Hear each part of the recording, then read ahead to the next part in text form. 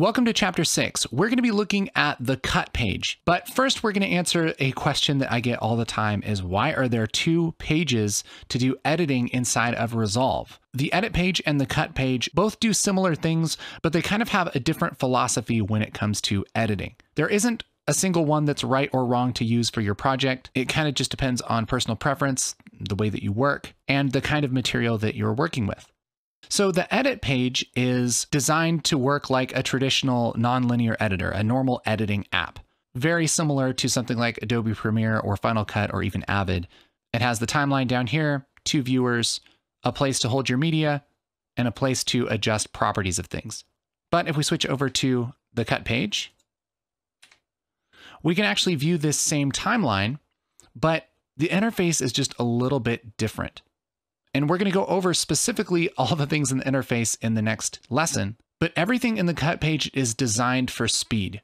So this is really the page that you would do your edits on if you're working on something that has a really fast turnaround that maybe doesn't have to be so detailed. Something like a narrative short film, you probably wouldn't want to edit inside of the cut page. But something like a documentary might be a really good choice to use the cut page for.